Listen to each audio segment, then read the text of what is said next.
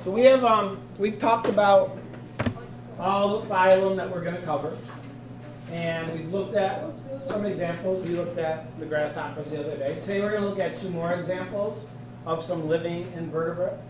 Okay? And so we'll just talk a little bit about them today in our notes, so a little more specific about each of these invertebrates, and then you'll have a chance to see them. So the first one we're going to look at is the Hydra. And so as we talked about in our question today, as you guys figured out, the Hydra is a cnidarian.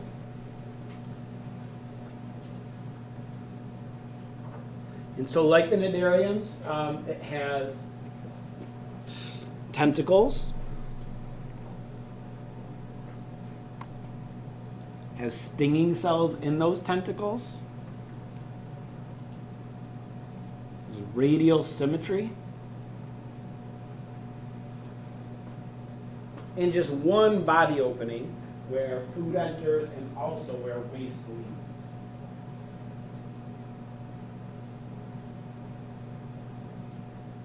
So you can see in this picture of the Hydra on the top, you can see the radial symmetry pretty clearly. You're looking at this Hydra from a top view. And looking down, the opening into its body is right in the middle, and radiating out from that are its tentacles. So radial symmetry. Those tentacles have those nematocysts, those stinging cells on them. It uses those stinging cells to immobilize and kill its prey, which it then takes with its tentacles, puts into its body opening, and then digests them. They're small. They're not, I mean, you could see them in the beaker, but they're a couple millimeters. We'll look at them under low power in the microscope. Hydra can reproduce in 2 ways. They can reproduce sexually or asexually. And many simple organisms can do this. They can reproduce in either way. And depending on certain conditions, they might reproduce asexually or they might reproduce sexually. So one means of reproduction is called budding. And in budding, basically, a new Hydra just starts growing out of the side of a Hydra, and eventually grows big enough and breaks off, floats away, and becomes its own organism. So that was a form of asexual reproduction. That Hydra that grew out of the side of the original one is a copy. It's a genetic clone. There's no variation introduced. However, here you see a picture of that. So this Hydra, this adult Hydra, is budding. A new Hydra just grown out of the side of it, eventually breaks away. Here's another example. But Hydra also can reproduce sexually. Hydra are what's called hermaphroditic. That term describes organisms which contain both male and female reproductive structures in one organism. So this is common in most of the simpler animals, some worms, for example, things like that. And what that means is they can produce sperm cells. They can also produce egg cells.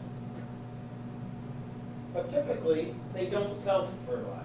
So typically, they reproduce with another individual in order for reproduction to happen. Again, that adds variation to the species. This is the second invertebrate that we're going to look at. Okay. And this is a very, very small arthropod called a Daphnia. Often it's called a water flea. They're tiny little crustaceans. They're bigger than the Hydra.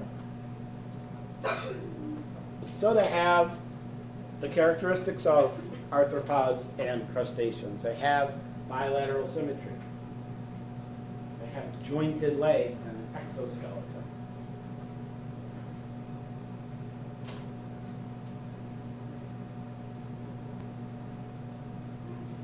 And their exoskeleton is actually transparent. So you can see through it. You can see their digestive organs. You can see their heart beating inside of them. Okay, that's just part of their digestive. So yeah, they have these small little appendages that they use for sort of swimming through the water. And so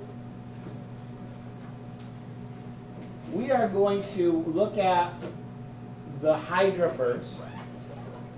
And then to the same slide that the Hydra's on, we're going to add a Daphnia to it. It is possible that you see, depending on the condition of your Hydra, it may stun and consume the Daphnia. Sick. It doesn't happen that often. Every once in a while we see it. If we don't see it in class, then I'll show you this video which does show it. But maybe you'll get to see it today. All right, so we'll stop there. I got the horses in the back.